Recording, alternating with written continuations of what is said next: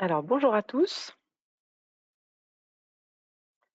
Bienvenue à ce webinaire donc sur la prévention des risques. Donc, on est 3 avec vous, ce matin. Voilà, donc c'est un webinaire qui est organisé par, Pôle Prévention et puis le groupe Isagri. Voilà, donc, moi je suis Aude Bouvatier, je travaille sur les produits paie et RH, au sein, du groupe Isagri qui est un éditeur de logiciels. Et puis avec moi ce matin, donc j'ai deux expertes, Anne-Marielle Pouplier et puis Karine Ekar-Jacquard. Je vous laisse tout simplement peut-être vous présenter pour les gens qui sont avec nous ce matin. Oui, bonjour. Donc Anne-Marielle Pouplier, directrice générale de Pôle Prévention. Pôle Prévention accompagne en fait les dirigeants dans la mise en place de leurs obligations en matière de sécurité. Et on accompagne à peu près 10 000 entreprises par an, notamment des TPE, PME. Voilà. À toi, Voilà, Karine. Karine est avec nous également. Merci. Et donc, moi, je m'appelle Karine Ekar-Jacquard. Je suis chargée du développement commercial des solutions paye et RH au sein du groupe Isagri. Et donc, du coup, je suis présente aujourd'hui pour pouvoir répondre à vos questions et vous présenter un peu nos solutions. Voilà, donc du coup, voilà, ce webinaire, il est effectivement organisé par le groupe Isagri. Donc, nous sommes un éditeur français de logiciels informatiques, principalement de logiciels pour aider les patrons de PME, TPE et puis également le secteur agricole dans leur gestion. Et donc ce matin, l'objectif pour nous, c'est vraiment de pouvoir rendre ce webinaire un petit peu interactif. Donc on va avoir toute une présentation avec Anne-Marielle vraiment sur la thématique du jour, sur la prévention des risques. Et l'objectif, c'est qu'on puisse aussi avoir un temps d'échange, avec vous, qui êtes avec nous ce matin via chat. Et donc pour ça, vous avez une petite console, avec une flèche, orange que vous pourrez ouvrir et puis saisir vos questions, voilà, au moment où on vous proposera d'interagir avec Anne-Marielle et puis de profiter de sa présence pour pouvoir lui poser vos questions. Et puis on fera la même chose également avec Karine, quand elle présentera un petit peu plus les produits. Voilà, donc du coup, bah, écoute, la parole est à toi, Anne-Marielle, je te laisse un petit peu, nous faire découvrir, ce sujet. Je te remercie. Alors, parler de prévention des risques, je crois qu'elle m'a donné 20 minutes chrono. Ça va être un peu difficile, mais bon, l'idée, en fait, c'est de vous donner les éléments fondamentaux que tout dirigeant doit avoir pour gérer ce problème de prévention des risques au sein de son entreprise. Alors, je commence en fait euh, par une petite introduction concernant en fait un bilan un petit peu moche. Il faut être clair sur le nombre d'accidents du travail en fait tous les ans qui est à peu près de 800 000. 67 maintenant 1000 maladies professionnelles déclarées. Et ce qui est intéressant de voir dans ces statistiques, c'est que en ce qui concerne les accidents, c'est les manutentions manuelles en fait qui représentent le premier facteur de risque. Donc, pensez bien à ce point-là. Et environ 30%, c'est les chutes de plein pied. Et important aussi, parce qu'on va en parler dans ma présentation, les pathologies, notamment les maladies professionnelles, c'est en grande majorité des troubles musculo-squelettiques. Il y a eu beaucoup de campagnes à ce sujet, d'ailleurs, vous avez dû en voir à la télé. Donc, on continue en fait sur la deuxième slide sur le coût. Alors, on parle là de coûts généraux, on va dire, 72 millions de journées non travaillées, 300 000 emplois à temps plein, mais c'est surtout les IJ, enfin les indemnités journalières, 4,1 milliards d'euros. Donc, c'est un poids considérable, mais qui aussi, rapporté à une petite entreprise, sont des coûts très, très importants.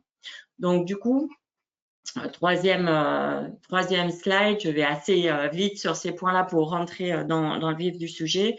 C'est très important et très bénéfique en fait de travailler sur la prévention des risques.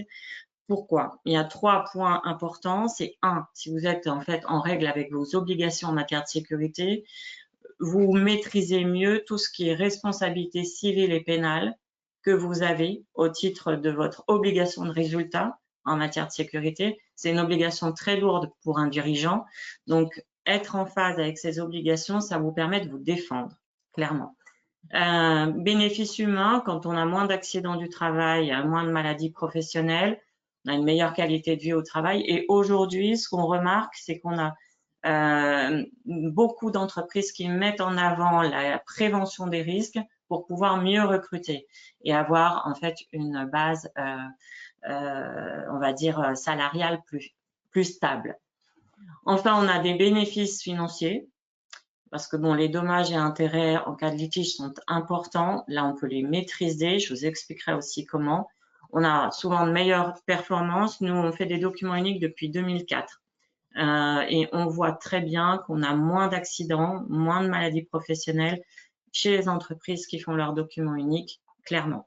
Enfin, il y a un petit intérêt quand même aussi, non négligeable pour les petites entreprises. La Caisse primaire d'assurance maladie octroie des subventions dès lors que, donc elles ont tout un catalogue de subventions dès lors que vous investissez en fait dans la prévention. L'achat de matériel peuvent être effectivement subventionnés. Donc, rentrons dans le vif du sujet. L'important est de savoir de quoi vous avez besoin et qu'est-ce que dit concrètement la réglementation sur le sujet. Première chose, qu'il pleuve, qu'il vente, qu'il neige, il faut que vous réalisiez tous les ans, j'insiste sur tous les ans, mais je vais revenir encore sur le sujet, votre document unique d'évaluation des risques, quelle que soit votre activité. Dès que vous avez un salarié. Le document unique, c'est quoi? C'est une photographie de tous les risques liés à votre activité. Et en face de chaque catégorie de risque, vous devez mettre en place des actions de formation ou de prévention qui doivent limiter ou supprimer le risque. Quand vous avez fait ça, vous n'avez pas fini. Il faut dès lors que vous mettiez, parce que c'est un global, en fait, le document unique, et vous avez une annexe qui s'appelle le programme d'action et de prévention qui va définir, en fait, votre liste de courses des choses à faire pour encore limiter ou supprimer le risque. Et ça, le document unique, c'est obligatoire depuis 2002. Donc, on va passer à la slide suivante, qui est en fait sur l'évolution de la réglementation. Donc, je viens un peu d'en parler. 2002, en fait, ils ont fait des étapes à 10 ans. Donc, on a eu 2002, document unique d'évaluation des risques, première chose. Mais c'était pas suffisant parce qu'en fait, dans l'idée, quand j'allais voir d'ailleurs des clients, ils faisaient leur document unique une fois, ils la mettaient en haut de l'armoire, ils prenaient la poussière et ils ne le touchaient plus. On ne peut plus du tout faire ça. Faites très attention à ce que je dis, on ne peut plus du tout faire ça. Donc 2012, c'est la prochaine slide. On a rajouté, enfin pas moi, ils ont rajouté deux choses. Le salarié compétent, qui va être en fait la personne qui va prendre en charge le programme d'action et de prévention, c'est-à-dire la liste de courses des choses à faire pour limiter ou supprimer le risque. Donc ça, c'est bien pour montrer qu'il faut l'utiliser et montrer en fait qu'on évolue sur sa prévention.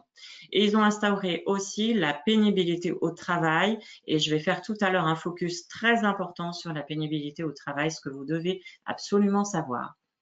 Et donc, 10 ans plus tard, vous avez en fait l'évolution encore de la réglementation avec la nouvelle loi santé-travail qui a été votée en août 2021, premier décret d'application 31 mars 2022 et qui change encore une fois beaucoup la donne concernant la responsabilité du dirigeant. Le côté sécurité et santé au travail, clairement, de toute façon, le dirigeant est toujours recherché en responsabilité. Là, la loi santé-travail, donc que je vais développer dans la prochaine slide, met en exergue des choses très importantes. Alors, je vous donne pas tout ce qu'il y a dans la loi, mais il faut que vous reteniez 3 points. C'est cette loi, elle cherche à tracer ce que vous faites, à voir ce que vous faites et à vérifier que vous le faites régulièrement. Ça, c'est extrêmement important de comprendre le fonctionnement de cette loi. Et donc, l'importance, en fait, de tout le dispositif document unique d'évaluation des risques. Ce que vous voyez en premier, et qui est très important, c'est que vos documents uniques, vous devez les conserver pendant 40 ans. Le faire tous les ans et donc les conserver pendant 40 ans. Pourquoi? C'est assez simple à comprendre. On va rechercher au travers de vos documents uniques votre possible responsabilité dans le cadre de recherche de maladies professionnelles notamment. Le deuxième point qui est important aussi, c'est la mise à disposition élargie du document unique. Ça veut dire quoi? Ça veut dire qu'ils ont rajouté dans la loi une petite phrase qui dit en substance que le document unique est mis à disposition des travailleurs, des anciens travailleurs et de toute personne ayant intérêt à y avoir accès. Ça veut dire quoi? Ça veut dire que si je travaillais chez vous il y a 5 ans et que je vous demande votre document unique, ben, ce n'est pas pour ma collection personnelle, très clairement. C'est parce que je vais essayer de rechercher votre responsabilité sur un point donné en matière de sécurité. Et maintenant, j'ai la possibilité de le faire. Le troisième point, je vous en ai parlé tout à l'heure, ils mettent énormément en exergue le programme d'action et de prévention. C'est en fait vraiment les actions que vous menez pour limiter ou supprimer le risque. Ça, c'est extrêmement important parce que nous, on peut s'en servir, en tout cas, les avocats qui vont éventuellement vous défendre dans le cadre d'une recherche en responsabilité vont se servir de ces éléments-là pour prouver que vous avez tout fait pour éviter un accident ou une maladie professionnelle. Donc, c'est ce qu'on regarde. Très important. Et enfin, dans les points importants, la création du passeport prévention, qui a un peu de retard à l'allumage. Ça, c'est ma version personnelle, ce qui devait être ouvert en fait en octobre 2022. Si vous regardez aujourd'hui, il y a déjà le site internet, mais il va être officiellement lancé en 2025. Ça, c'est les dernières infos que j'ai sur le sujet. Il sert à quoi?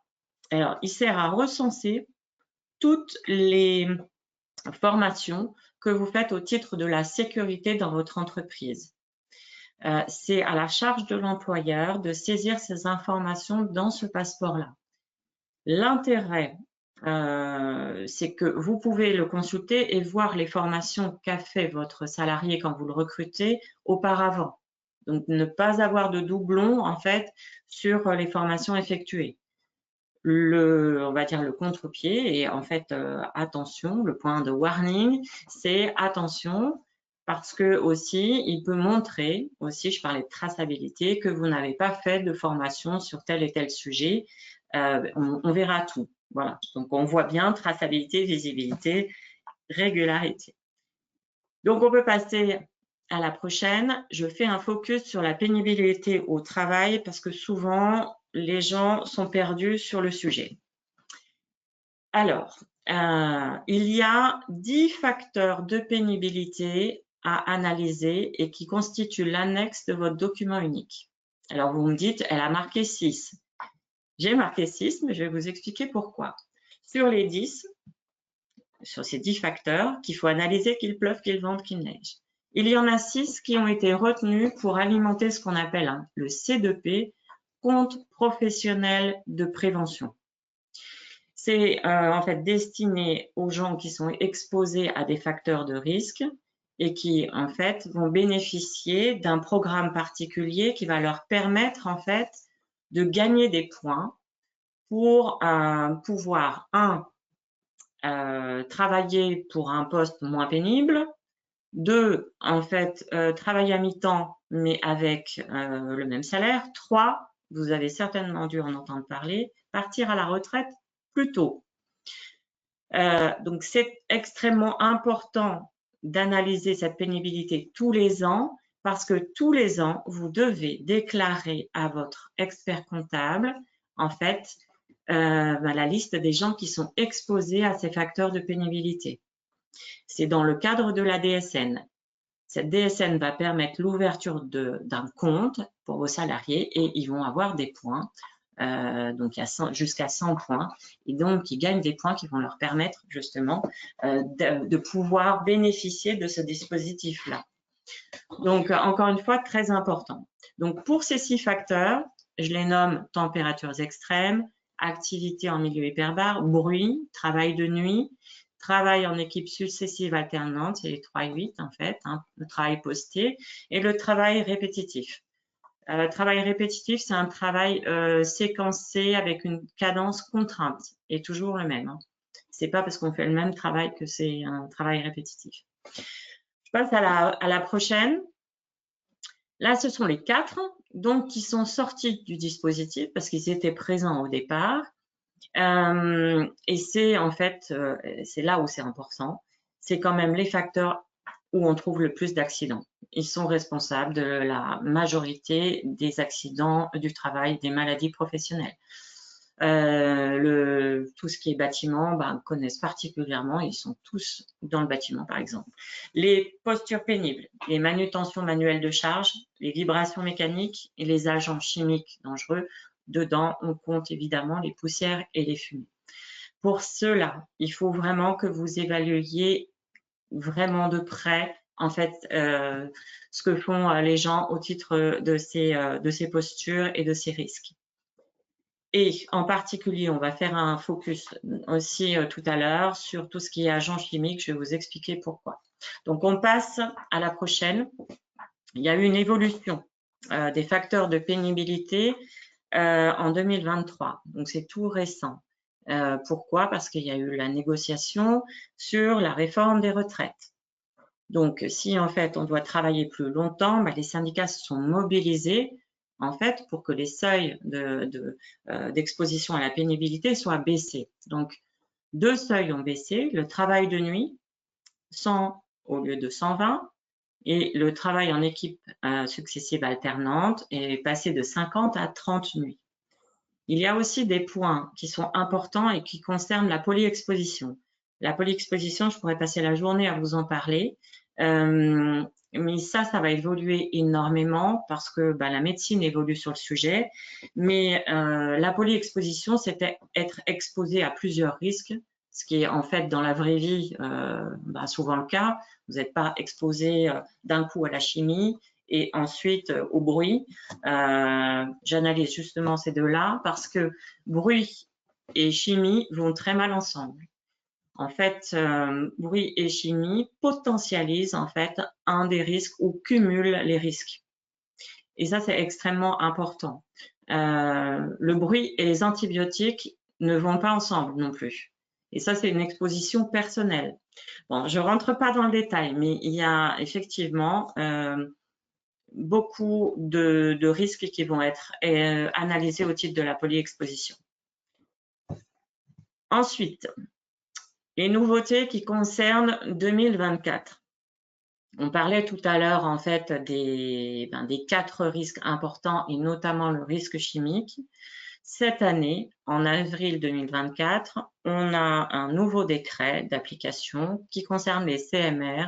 Donc, c'est les agents chimiques cancérogènes, mutagènes et toxiques pour la reproduction. J'ai cité juste poussière, benzène et silice. On va faire un focus sur la silice dans les pages suivantes.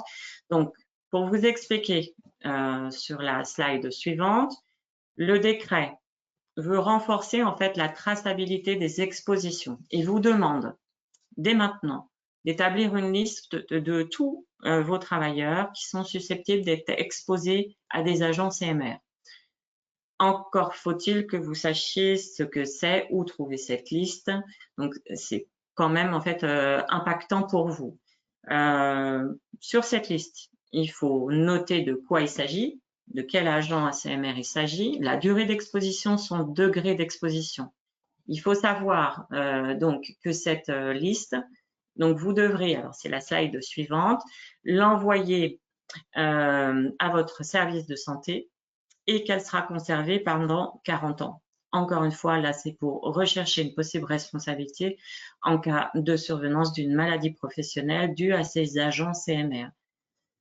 De la même façon, vous devez tenir à disposition cette liste pour l'ensemble de vos salariés du CSE et des entreprises de travail temporaire que vous pouvez en fait utiliser.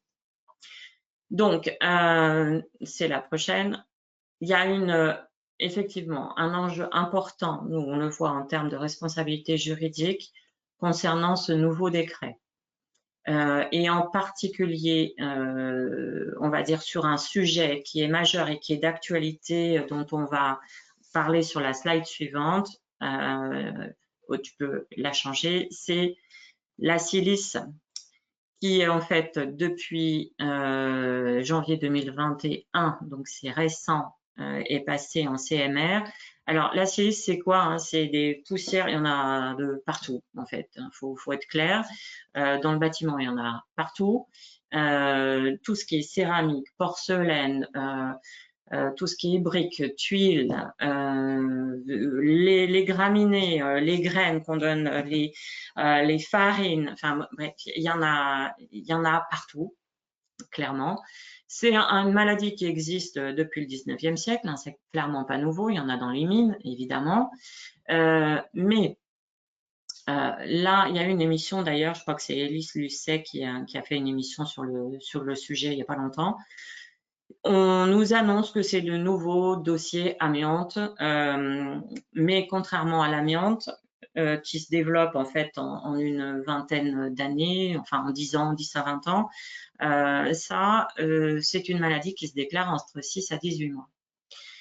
Donc, comme il y en a un peu partout, nous, aujourd'hui, on intervient sur tous les documents uniques pour faire un focus sur tout ce qui concerne les équipements de protection individuelle, tout ce qui concerne les équipements collectifs, pour justement limiter ou supprimer le risque lié à ce sujet-là. Donc voilà, je faisais, s'il y a des questions plus tard sur le sujet, je répondrai. On passe à la prochaine. Alors, ça c'est moins marrant.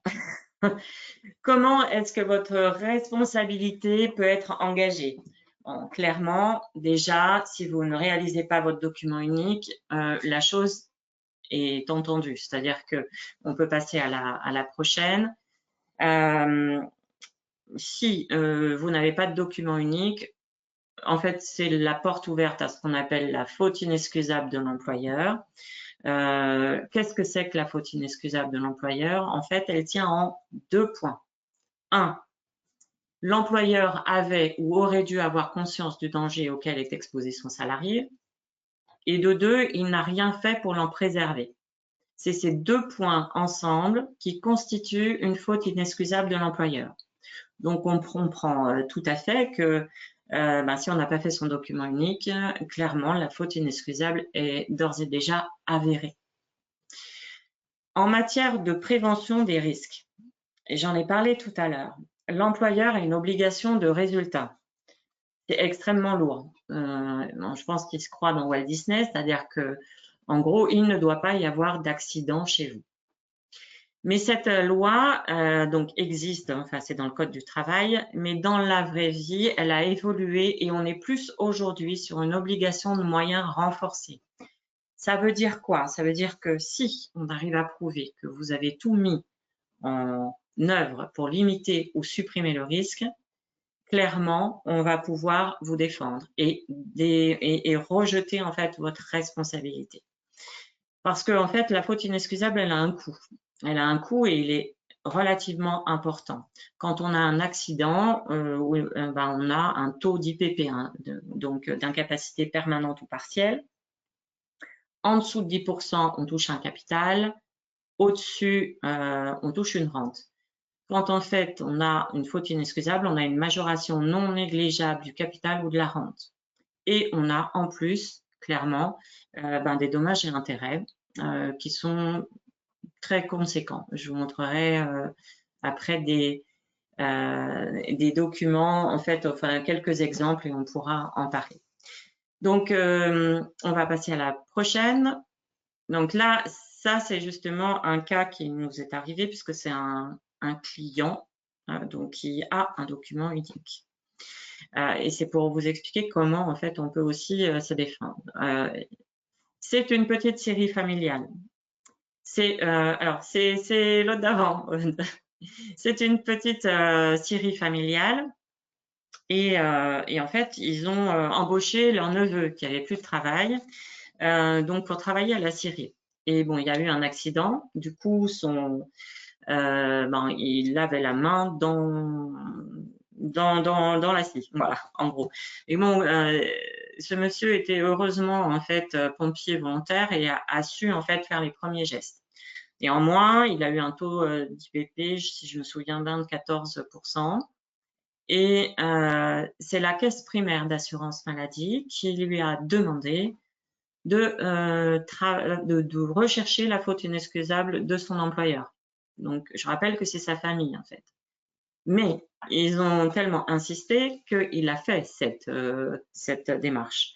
Et les dommages et intérêts pour cette main, on parlait en premier, hein, les risques, c'est 50%, c'est les mains, justement, tout ce qui est manutention manuelle. Là, sur ce dossier-là, c'est 450 000 € de dommages et intérêts qui, là, ont pu être pris en charge au titre de sa responsabilité civile parce qu'il avait un document unique. Parce que ce que je vous ai pas dit tout à l'heure, la faute inexcusable, on peut s'assurer contre la faute inexcusable depuis 1987.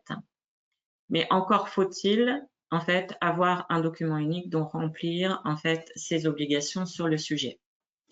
Ensuite, sur la slide suivante, on a plein de cas, en fait, concernant des accidents. Tout ce qui est viticole est très ciblé parce que, alors c'est pour ça qu'il faut aussi beaucoup de bio maintenant, parce qu'il y avait l'utilisation notamment d'arsenic dans les vignes qui causait beaucoup de maladies, dont tout ce qui est neurovégétatif, donc Parkinson notamment. Mais bon, voilà, c'est en fait ça que je voulais vous dire concernant la recherche en responsabilité et surtout le fait que le document unique peut vous aider à dégager votre responsabilité en fait sur le sujet. Voilà, est-ce que j'ai dépassé mon temps parce que j'ai été super vite, hein. Bonjour, donc Anne-Marie, non, c'est bien, tu es bien dans le timing. Est-ce que c'est bon pour toi? Est-ce qu'on peut prendre quelques questions ou est-ce que tu voulais finir un peu le sujet? Je crois que tu avais encore, c'est à toi de me dire, voilà, il y avait quelques questions. Non, on peut prendre des questions parce que il y a des points quand même importants dans la. Moi, je veux pas finir sur les accidents en fait. Clairement, c'est plutôt important de savoir si vous avez des questions sur ce que vous avez mis en place ou enfin par rapport à ce que j'ai dit parce que j'ai été vite. Voilà, donc du coup, on va regarder un tout petit peu.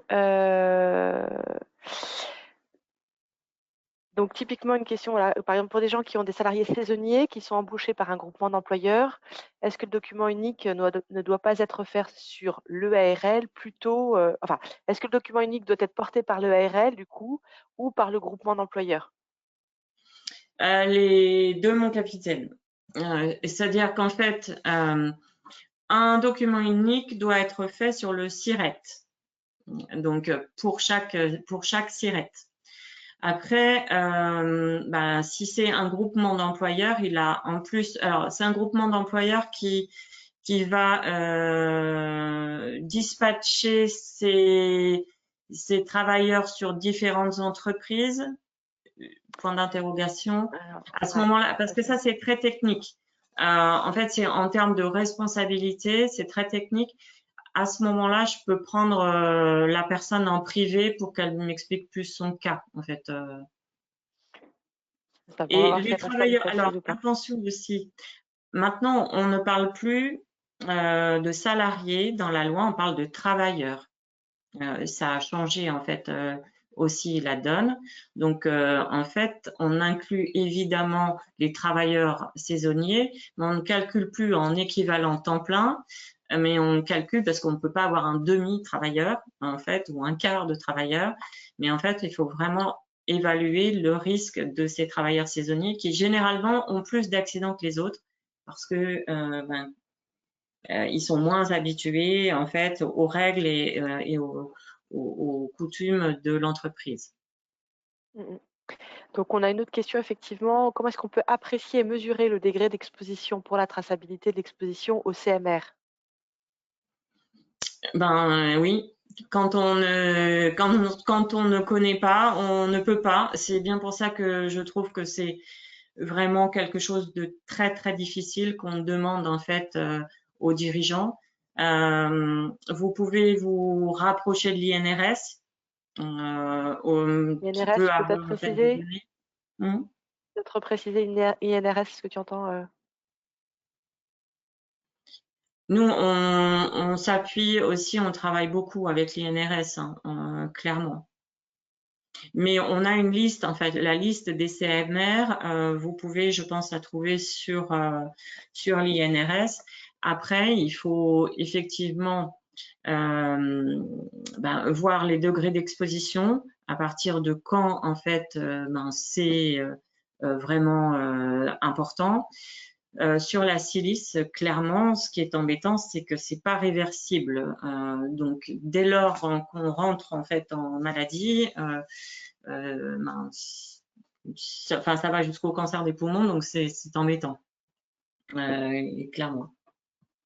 Après, effectivement, j'ai une autre personne qui me demandait, mais c'est un petit peu, ça fait écho aussi à la première, c'est comment est-ce que nous pouvons établir notre document unique sans avoir de connaissances?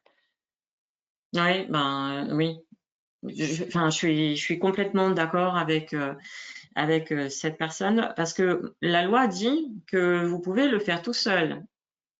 Mais quand en fait, clairement, on voit ce qui est demandé, dans un document unique, il y a 25 catégories de risques à analyser.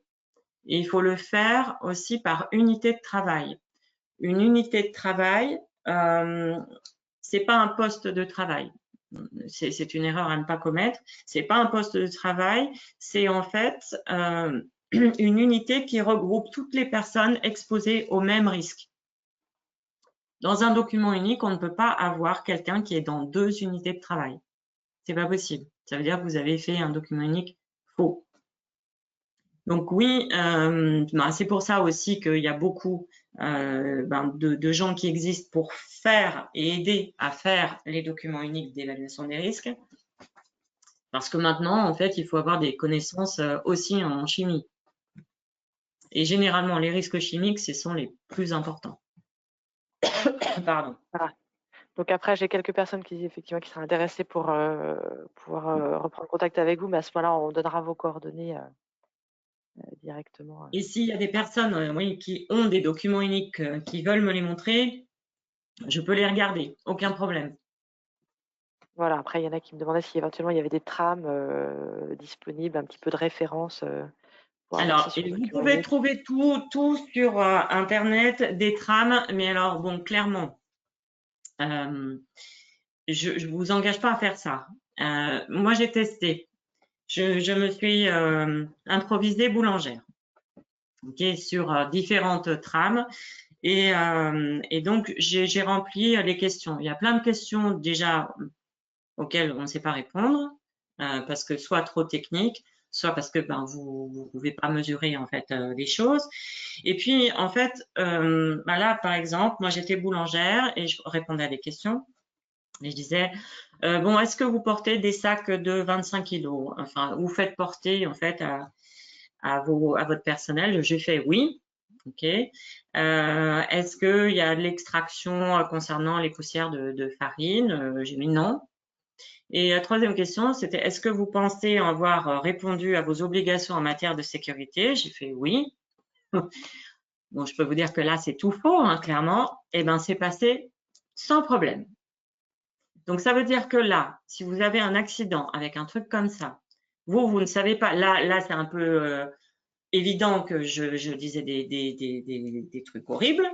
Mais si en fait vous faites ça, vous ne savez pas, mais vous marquez oui à ces questions et que vous avez un accident, que vous montrez en fait ce document unique là, pour le coup clairement il va être à charge. Donc il faut faire attention dans ces trames ce qu'on remplit.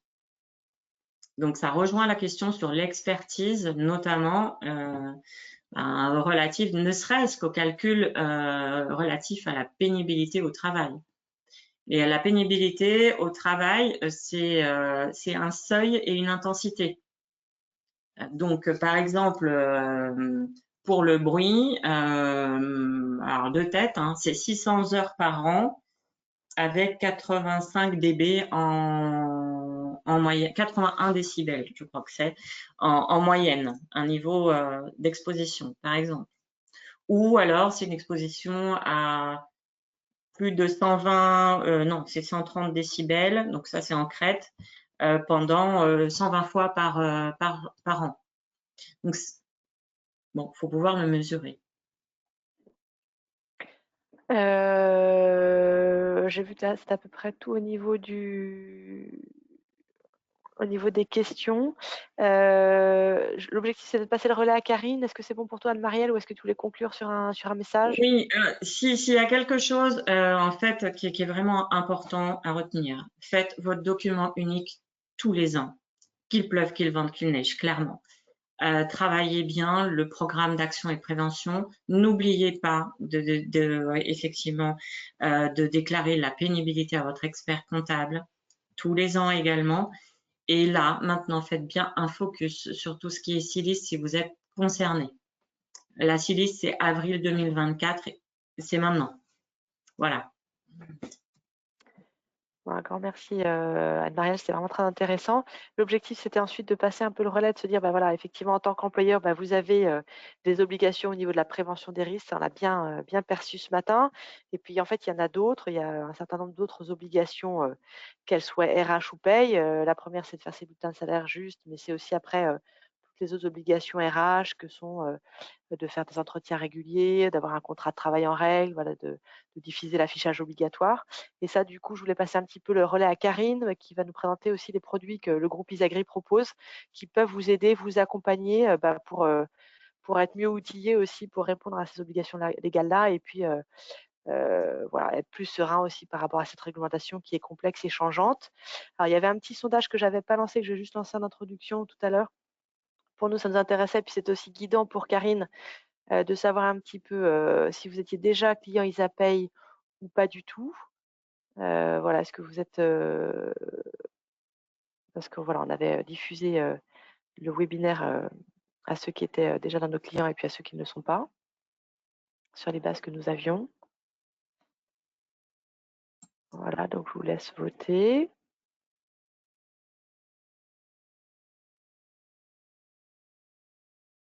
Et puis on avait un autre, voilà, je vois que les votes continuent un peu, donc on va se laisser 5 minutes.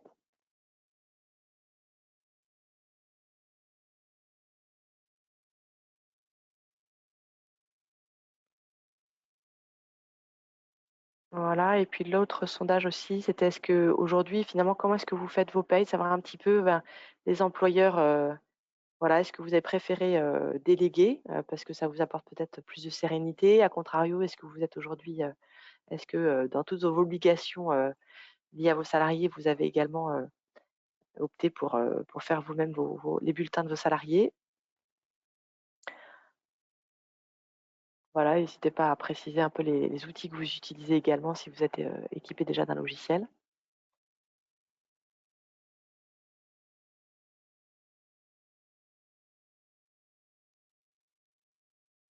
Voilà, je laisse un tout petit peu de temps aussi que tout le monde puisse voter.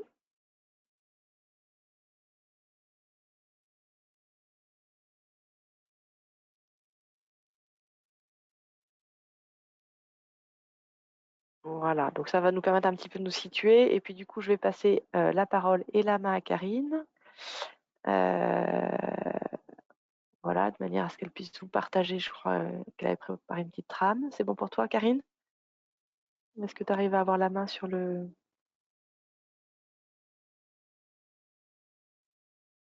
voilà. Ah, par contre, on ne t'entend pas. Peut-être que tu as pas ouvert ton micro.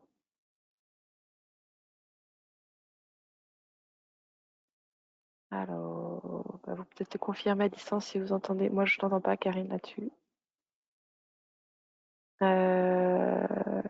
Est-ce que vous entendez Karine à distance? Non, peut-être juste peut-être laisser le temps. Alors attends, on va regarder.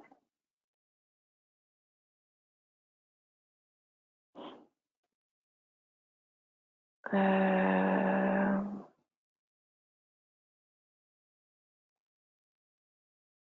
Alors, petit problème de technique, c'est toujours les aléas.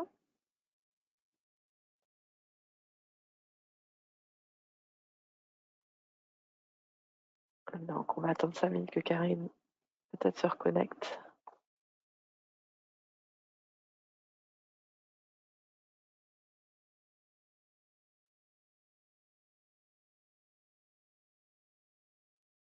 Alors, C'est bon. ça y est, on t'entend cette fois-ci, Karine. Vous m'entendez? On t'entend. Alors, on ne te voit Ah, plus, mais on c'est t'entend. Donc, parfait. on Donc, va vous dire m'entendez râler. C'est parfait. entre Je les, remets la caméra. entre les deux, on préfère t'entendre que le voir finalement, mais les deux, c'est pas mal aussi. Bon, voilà. Bon. Allez, bravo. Et avec le son, est-ce que vous m'entendez aussi? Donc là, on Avec t'entend. En tout l'image. cas, moi, je t'entends et je te vois. Donc, je pense qu'a priori, c'est que c'est bon. Bon, c'est parfait. Voilà. Oui, j'ai Madame Cognard qui a fait une petite réponse, qui a dit oui. Donc, merci. C'était le petit intermède musical, on va dire. Vous voyez mon écran également? Non, j'ai arrêté le partage de l'écran, donc du coup, vous ne voyez plus mon écran. C'est ça, voilà. Maintenant, on voit ton écran. Donc là, Donc c'est là, tout bon. j'ai repartagé mon écran. Normalement, Ça y ça est. doit être bon pour vous. Voilà, on Donc voit ton voilà, écran donc maintenant. merci encore pour votre patience par rapport à ce petit problème technique. Donc effectivement, pour ma part, je vais vous reparler, je vais vous présenter et vous parler des solutions paye et RH d'Isagri. Il faut savoir qu'on propose aujourd'hui des solutions complètes, modulables et simples. Cette solution est composée de 3 grandes parties, avec une partie qu'on appelle e-collaboratrice, qui va être vraiment sur tout ce qui est gestion en amont et durant la vie de vos collaborateurs, sur vraiment tout ce qui est cette partie RH, entretien, contrat de travail, affichage obligatoire.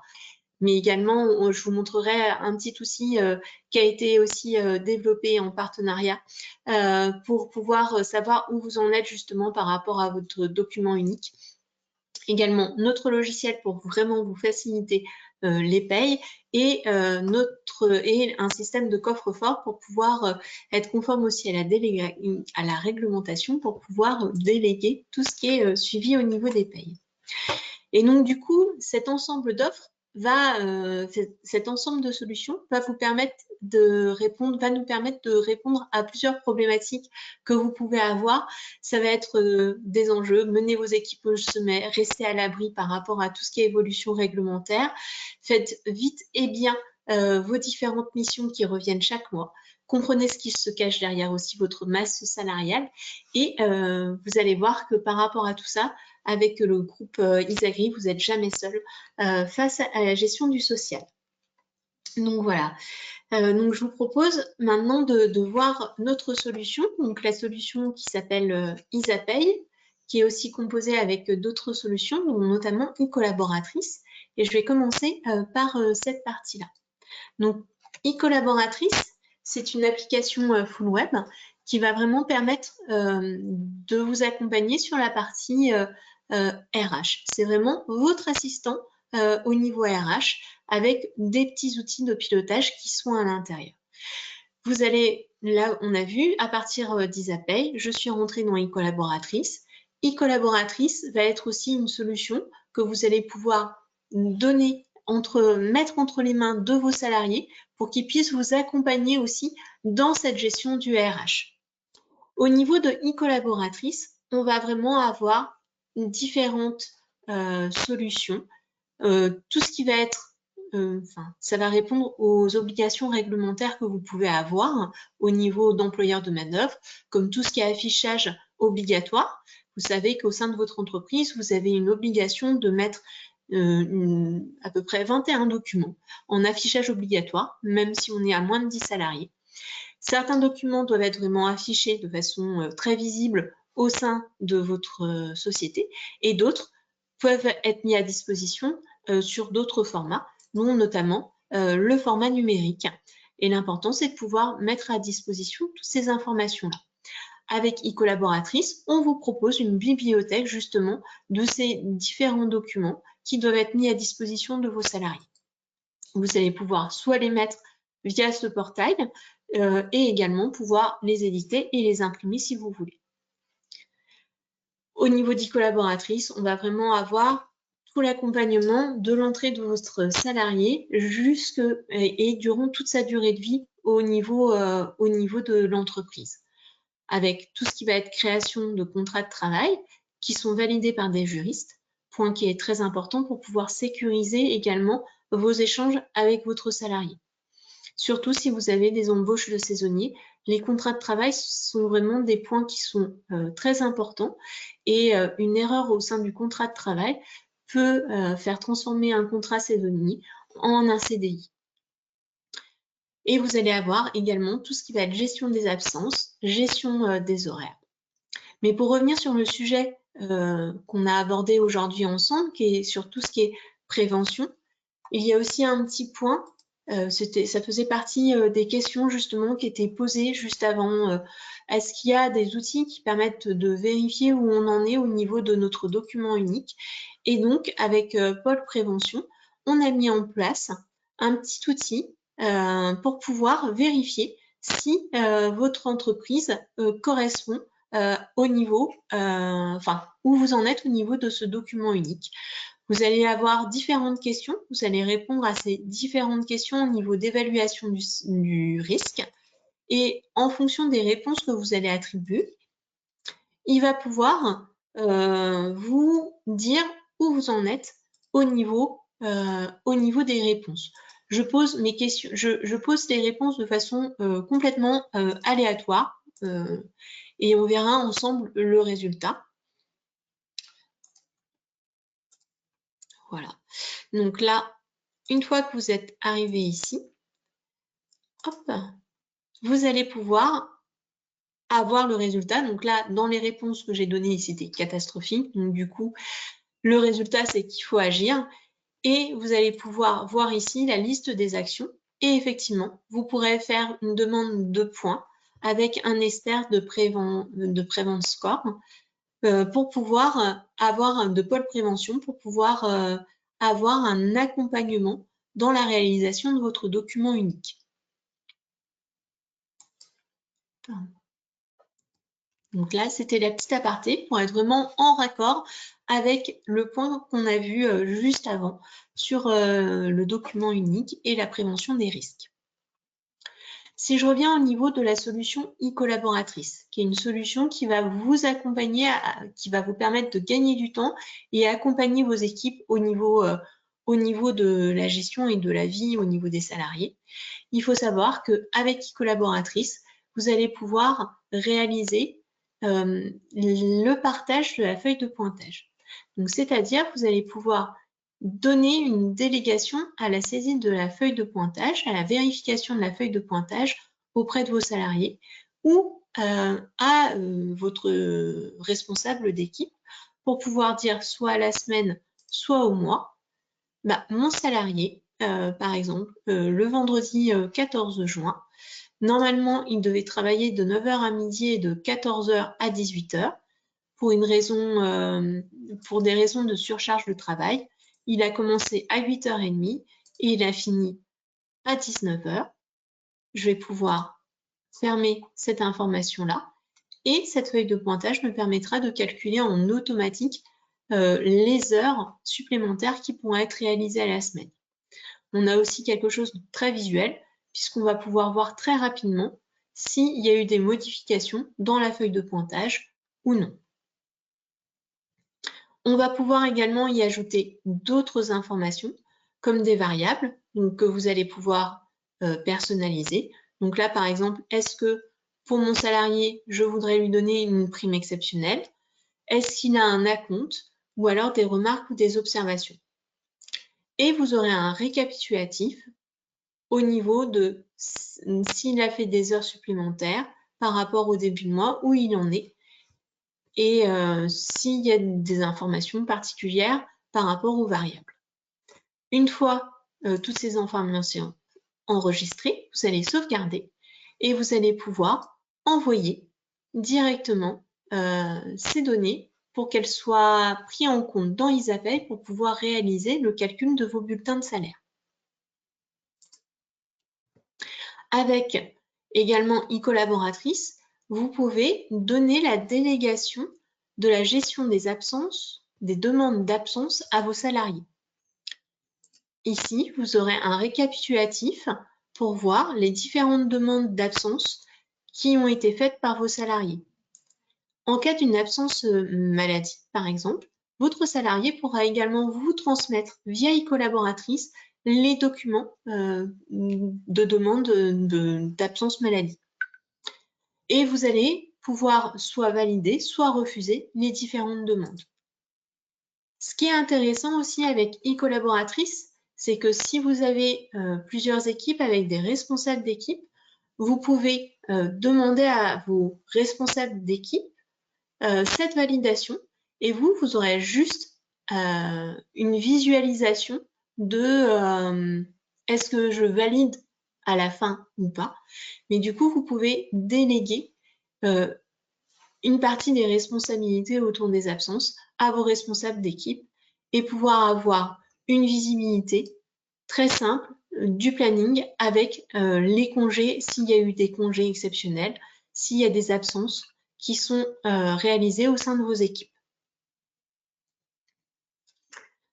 Voilà, au niveau de e-collaboratrice, il y a aussi plein d'autres informations, comme vous pouvez le voir au niveau d'e-collaboratrice, comme tout ce qui est suivi des entretiens individuels, avec la possibilité de stocker dans un coffre-fort les différents entretiens que vous avez faits avec vos salariés, et également pouvoir avoir une gestion des formations que vous allez proposer à vos salariés, et également vos salariés pourront vous remettre des suggestions de formation qu'ils aimeraient avoir.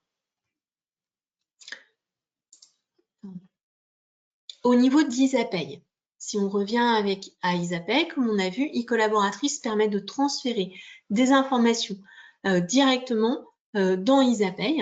Et donc, notamment, on va pouvoir aller faire des validations. Une fois que j'ai récupéré toutes les variables d'e-collaboratrice, je vais pouvoir les transférer dans Isapay et je vais pouvoir valider mes différents bulletins de salaire. L'objectif, c'est de vous faire gagner en efficacité par rapport à la réalisation de vos bulletins de salaire. Donc ici, je fais valider. Je vais avoir tous mes bulletins de salaire, là, ils sont en cours de traitement. Il va y avoir une vérification qui va être faite au niveau des bulletins de salaire, savoir si tout semble cohérent ou non. Il y aura un petit état récapitulatif qui va apparaître à la fin de la validation. Donc là, dans le cadre de ma démo, mes bulletins de salaire ne sont pas validés. Il y a, vous voyez, on a soit les bulletins de salaire validés avec une petite coche verte, un petit bulletin d'avertissement, ça veut dire que les bulletins sont validés mais avec des avertissements, il manque des informations, ou les bulletins non validés. Et je peux aller revoir très facilement le détail. Et donc du coup, moi, les problématiques que j'ai, ça va être autour de la DSN, où effectivement, mes déclarations ne sont pas bonnes, mais du fait de l'utilisation d'un outil de démonstration.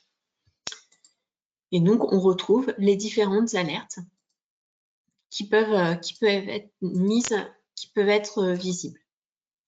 Vous allez pouvoir les imprimer. Vous pouvez appeler du coup le support si c'est des alertes qui sont des avertissements ou des alertes bloquantes pour qu'on puisse vous accompagner dans la résolution de ces alertes.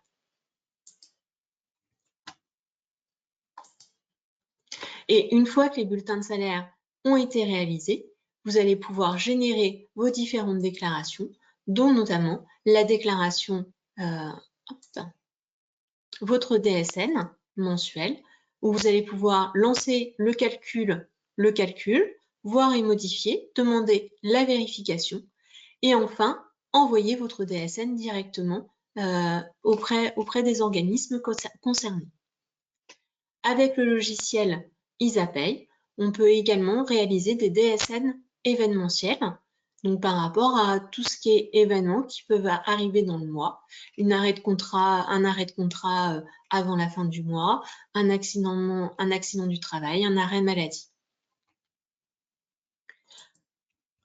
Si vous n'utilisez pas e-collaboratrice pour pouvoir générer vos bulletins de salaire, nous avons d'autres fonctionnalités qui peuvent vous faire gagner du temps. Donc, soit on peut faire le calcul de bulletin de salaire en saisissant des variables bulletin de salaire par bulletin de salaire, mais on a aussi tout ce qui est saisie groupée au niveau des variables, où on va pouvoir retrouver la liste de ces salariés sous forme de tableau et pouvoir dire est-ce que je fais un acompte, est-ce que au niveau des heures, comment sont gérées mes heures, est-ce que je vais pouvoir renseigner des primes, est-ce qu'il y a des remboursements de frais ou des indemnités repas génériques.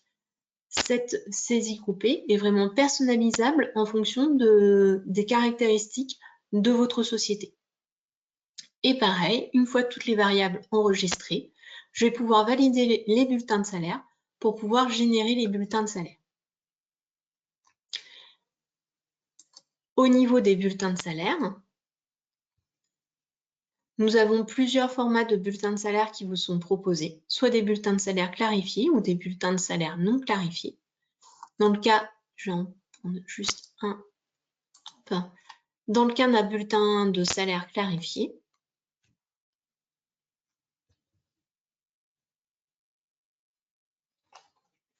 vous allez retrouver toutes les informations autour des bulletins de salaire, toutes les mentions obligatoires des bulletins de salaire, tout ce qui est autour du prélèvement à la source est automatisé. Donc, vous avez toutes les informations autour du prélèvement à la source et vous avez également le récapitulatif au niveau des congés.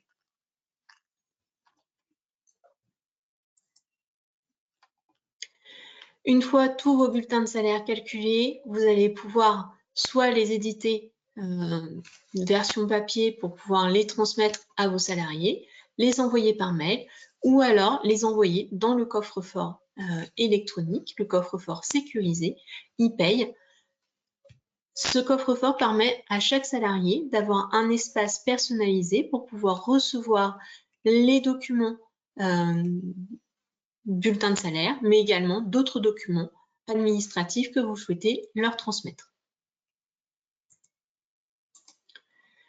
Au niveau du logiciel Isapay aussi, on va pouvoir vous accompagner dans votre activité régulière, notamment sur tout ce qui va être reporting, avec des éditions qui sont prévues, un ensemble d'éditions pour pouvoir bien gérer votre entreprise, un ensemble de récapitulatifs, récapitulatif des absences, récapitulatif des congés, voir où vous en êtes aussi au niveau de la provision des congés, et également des éditions, tout ce qui est transfert d'écriture comptable et des tableaux de bord de résultats pour pouvoir piloter au mieux votre entreprise et votre masse salariale.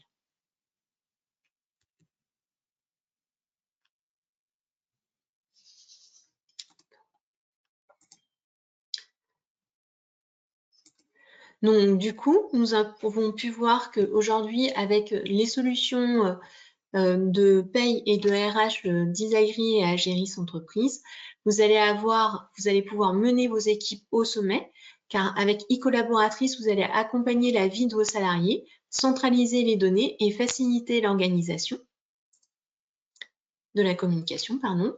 Vous allez pouvoir rester à l'abri parce qu'avec Isapay Connect, vos payes sont sécurisées. Il faut savoir qu'au niveau d'Isapay Connect, on a une gestion automatique et datée et mise à jour des mises à jour légales.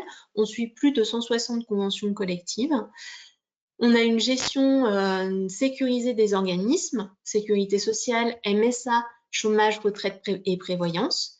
Et on a la gestion intégrée du PASS et de la DSN. Vous allez gagner du temps. On a vu, il y a différents points au niveau d'Isapay qui va vous faire gagner du temps, que ce soit au niveau de l'embauche ou de la réembauche des salariés, collecte efficace des variables de paye et également gestion automatisée des absences et des congés.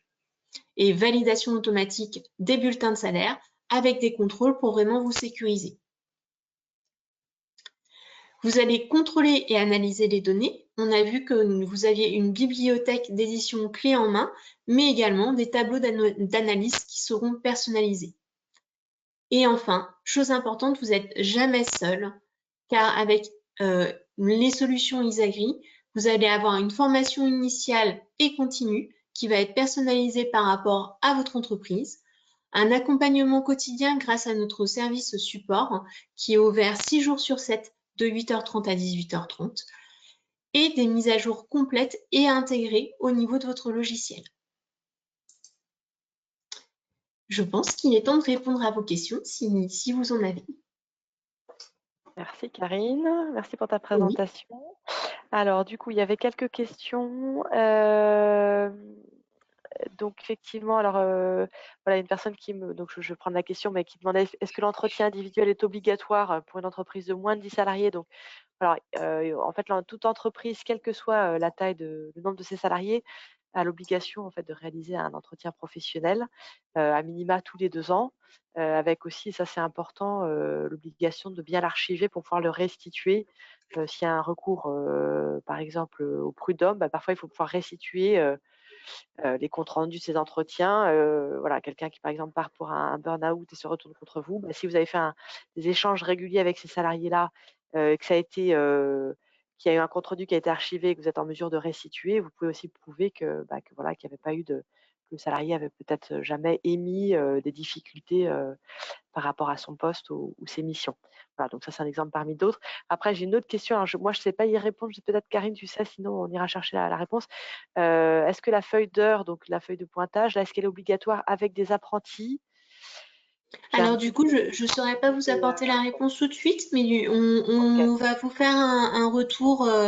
Je me renseigne auprès de notre service support paye et ils pourront nous dire s'il y a une obligation. Voilà, et puis après, effectivement, on avait une question autour d'e-pay, du coffre-fort électronique. Voilà, comment est-ce qu'on peut le mettre en place? Est-ce qu'il y a un abonnement mensuel? Donc, moi, ce que je peux vous dire un petit peu au niveau réglementation, c'est que donc, le coffre-fort électronique, le bulletin de salaire en version électronique n'est pas obligatoire aujourd'hui. Par contre, la loi stipule bien que, on ne peut pas envoyer un bulletin de salaire par email. Pourquoi? Parce qu'en fait, on n'est pas en mesure d'archiver de manière sécurisée, enfin de s'assurer qu'en fait, une fois que l'email est réceptionné, il arrive dans un espace de stockage sécurisé parce qu'on sait que c'est des données sensibles. Donc voilà, la loi notifie l'employeur là-dessus sur son obligation, s'il envoie de manière dématérialisée, obligation à stocker, dans une structure, dans un coffre-fort électronique. Voilà, donc il n'y a pas une obligation, mais par contre, il y a des contraintes si on veut l'envoyer de manière dématérialisée. Et puis après, la seule obligation pour l'employeur, c'est d'informer, au préalable, en fait, son souhait de pouvoir passer en version dématérialisée, mais il n'a pas besoin de demander l'accord explicite de chacun de ses salariés. Voilà, après ça, Karine peut vous recontacter pour vous présenter un petit peu, bah, le coût, comment est-ce qu'on peut le mettre en place, comment ça se présente de manière plus détaillée, en sachant que nous, c'est vrai que l'offre, du e-Pay, donc elle fait partie du logiciel Isapay, est interfacé avec notre logiciel, et on propose également, c'est-à-dire que parfois la réticence de nos clients, hein, qui avaient déployé chez eux, c'est de se dire: «Bah, moi je ne vais pas forcément le faire parce que tous mes salariés vont peut-être pas être, d'accord pour changer. Ils ont leurs habitudes, ils aiment bien l'avoir en format papier». Voilà, quand vous souscrivez, à ePay, ben, en fait, si par exemple un de vos salariés parmi les 10 refuse, et ben, nous on prendra à notre charge et on fera nous-mêmes l'envoi en version papier. C'est-à-dire que vous, en fait, bah, vous envoyez tout en version dématérialisée, et les quelques salariés qui, souhaitent garder la version papier, c'est nous qui prenons le relais, pour nos clients employeurs. Voilà, donc ça fait partie aussi de l'offre du service qu'on propose avec le coffre-fort, c'est intégré dedans. Voilà, j'avais aussi une personne qui me demandait un petit peu, voilà, comment se présentait l'interface pour les salariés, donc j'avais essayé de répondre par écrit en disant: «Bah, la plateforme e-collaboratrice, elle se présente un petit peu comme l'interface, de l'employeur, avec, bah, des accès qui sont, restreints. Le salarié n'a pas accès à heu, toutes les fonctionnalités, et puis il y a toujours des étapes de validation. Par exemple, si vous déléguez la saisie, des heures des absences, vous avez toujours, vous, une étape de validation, voilà, mais Voilà, on peut j'ai également, partagé. contacter si Non, je besoin. partage plus mon écran. Si, c'est bon. Alors je J'ai vois, partagé à l'écran ouais, l'interface salarié et ben où voilà, très bien. finalement on va avoir, excuse-moi, je te coupe, Non, non, on va vas-y. avoir la saisie de la feuille, on va avoir beaucoup moins d'informations. Donc on voit, on a la feuille des pointages, la gestion des absences. Et donc du coup, sur la feuille de pointage, ils ont pas, ils vont pouvoir ici renseigner soit au mois, soit à la semaine les différentes où ils en sont au niveau de leurs horaires. Et s'ils font une modification, vous, dans votre interface à vous, vous aurez une visibilité de tous les salariés qui ont renseigné leur feuille de pointage et s'il y a eu des modifications par rapport à la grille horaire classique pour pouvoir aller les consulter très facilement. Voilà, je te laisse reprendre la main. Ouais. Non, non, mais c'est tout bon. Du coup, on va, je vois qu'on arrive un petit peu à la fin du timing. Alors, on avait 2 petites questions. On voulait simplement savoir, ben, voilà, est-ce que vous étiez, satisfait en fait du contenu du webinaire, tout l'apport fait par, Anne-Marielle sur la prévention des risques et puis également, voilà, la partie plus produit, hein, plus, outils faite par Karine. Ça nous intéresse toujours de savoir un petit peu si ça a répondu à vos attentes ou pas.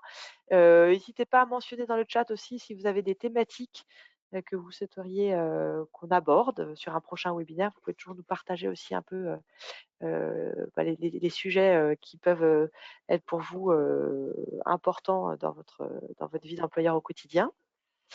Voilà, donc je vous laisse répondre. Je vous laisse quelques minutes pour que tout le monde puisse voter.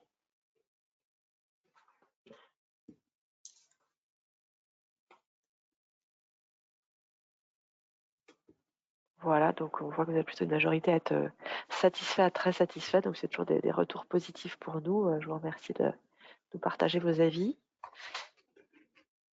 Voilà, et puis on avait une dernière question plutôt là, c'est voilà, si parmi vous, il y en a qui ont des projets ou qui souhaitent être recontactés rapidement par Karine, voilà, pour ceux qui ont des projets d'équipement en logiciel de paie et de gestion, logiciel de gestion RH, ça nous permettra tout simplement un peu de prioriser les personnes qui souhaitent être contactées. Donc là aussi, je vais vous laisser répondre.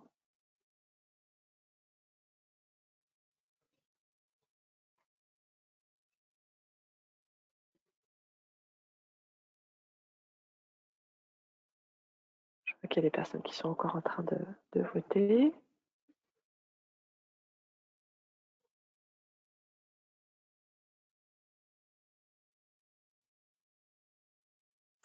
Voilà, ben merci à vous pour votre attention. Anne-Marielle, je ne sais pas, voilà, c'était donc, parce qu'on a vite enchaîné sur le sujet produit pour respecter un petit peu le timing. Voilà, je tenais vraiment particulièrement à te remercier pour ton intervention ce matin. Et Avec puis, plaisir, avec plaisir. voilà, Karine également. Et puis, bah, je vous souhaite à tous ceux qui nous ont suivis jusqu'au bout une très belle journée. Merci, à bientôt. Très belle journée, merci. Au revoir. Au revoir.